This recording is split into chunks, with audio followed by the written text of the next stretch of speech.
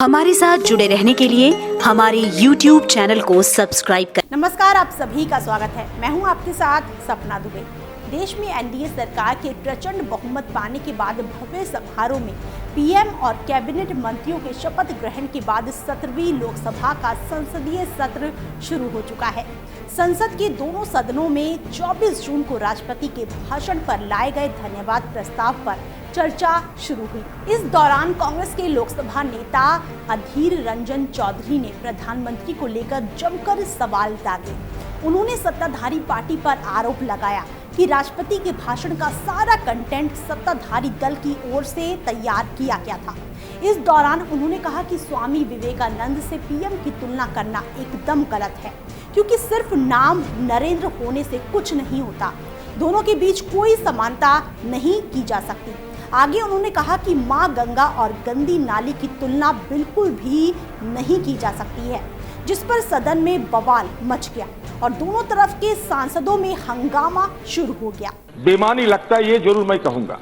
आप बहुत ज्ञानी है सारंगी जी, बहुत ज्ञानी हैं आप, लेकिन स्वामी विवेकानंद जी से खासकर उनका नाम नरेंद्र मोदी है, इसलिए आप नरेंद्र दत्त को आप नरेंद्र दामोदर दास मोदी से मिलावट करें, ये गलत है, ये जरूर मैं कहूंगा। इसमें बुरा मत मानिए, मैं भी प्रधानमंत्री को सम्मान करता हूं। अधीर के इस बयान के बाद ऐसा माना जा रहा है कि उन्होंने पीएम का भरी संसद में अपमान किया है, जिसके बाद उन्हें चारों ओर से आलोचना का सामना करना पड़ रहा है। इस सब पर बवाल देख उन्होंने एक बयान भी जारी किया है, जिसमें उन्होंने इस बयान पर सफाई पेश करते हुए माफी मांगी है। साथ ही उन्होंने कहा है कि मेरी हिंदी अच्छी नहीं है, मैं नाली नहीं बल्कि चैनल बोलना चाहता था। इसके अलावा मोदी सरकार पर हमला बोलते हुए उन्होंने कहा कि 6 साल की सरकार में कोयला और 2G में आज तक वो किसी को पकड़कर नहीं रख पाए। अगर सोनिया गांधी और राहुल गांधी चोर हैं, तो क्यों वो आज तक बाहर हैं? क्यों इन्हें जेल में नहीं डाल सके? मोदी जी की 5 साल, अभी आ गया 1 साल, 6 साल। तो 2G में कोयला घोटाले में किसी को पकड़ के रखा? सोनिया गांधी जी को, राहुल गांधी को जेल की सड़कों के पीछे रख पाए आप लोग? रखो ना। हम चाहते हैं ये कानून को चूस दुरुस्त करके जो लोगों को चोर बना के आप लोग सत्ता में आए हैं, वो लोग हाउस में क्यों बैठे, क्यों जेल की सड़कों के पीछे नहीं है, क्यों राहुल जी बाहर है, क्यों मैडम सोनिया गांधी बाहर है, ये मैं पूछना चाहता हूं। बोलो, अरे वो हिम्मत हमारे है, वो हिम्मत हमारे। यहाँ प्रधानमंत्री जी है, यहाँ गृह मंत्री, भेजो ना जेल में। उन्होंने कहा कि प्रधानमंत्री मोदी बड़े सेल्समैन हैं, जो अपना प्रोडक्ट बेचने में कामयाब रहे, जबकि हमें बिल्कुल भी अपना प्रोडक्ट बेचना नहीं आया, इसलिए हम हार गए। नया प्रोडक्ट लाए हैं आप लोग, क्योंकि आप बड़ा सेल्समैन है। मानता हूं कि हमारा प्रधानमंत्री बहुत बड़ा सेल्समैन है और होना भी चाहिए। मैं उनको सराहना करता हूं कि हमारा प्रोडक्ट सेल्स करने में नाकामयाब हुआ, इसलिए हारा। आपने अपना प्रोडक्ट को सेल्स करने में कामयाब हुई, इसलिए जीता, तो हो गया। अरे इस मौके पर कांग्रेस के नेता ने मोदी सरकार का घेराव करते हुए देश में जल संकट और बिहार में चमकी बुखार को लेकर कहा कि बिहार में चमकी बुखार से इतने सारे बच्चों की हालत खराब हो गई है, लेकिन मोदी सरकार को कोई फर्क नहीं पड़ता है। देखिए, बिहार में एन्केफेलाइटिस के कहर थामने का नाम नहीं ले रहे हैं, नरसंहार हो रहे हैं, 150 से ज्यादा बच्चे की मौत हो चुके हैं। अभी क्या होगा पता नहीं। ये चमकी बुखार में ताही मच गए हैं, त्रास भी मच गए हैं। आप लोगों को कोई फिक्र है? नहीं है, क्योंकि आप सबको जानकारी है। इसके अलावा उन्होंने कहा कि नए सांसदों को खुद कुछ नहीं करना है, बस उन्होंने तो धारणा बना रखी है कि हमें कुछ करने की जरूरत नहीं है, सिर्फ मोदी बाबा पर भरोसा है कि वही हम सबका बेड़ा पार करेगा।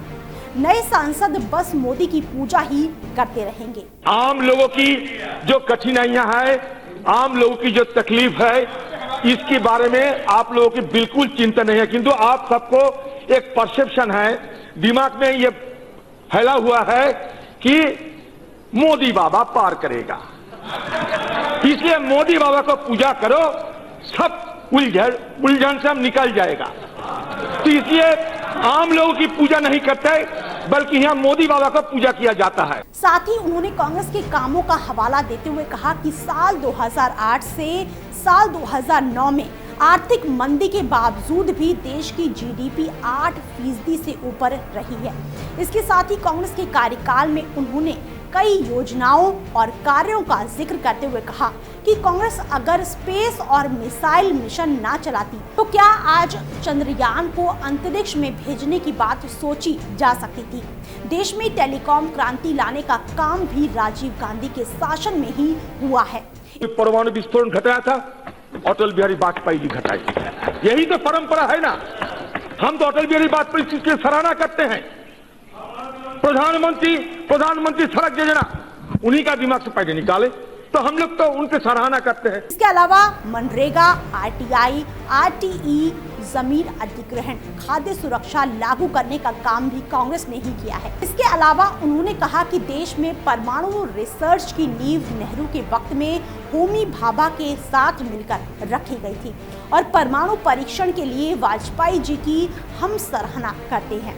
लेकिन राष्ट्रपति के इतने लंबे चौड़े भाषण में कहीं नेहरू जी का नाम नहीं था। परमाणु विस्फोटन घटाया था, अटल बिहारी वाजपेयी जी घटाई। यही तो परंपरा है ना। हम तो अटल बिहारी वाजपेयी की सराहना करते हैं।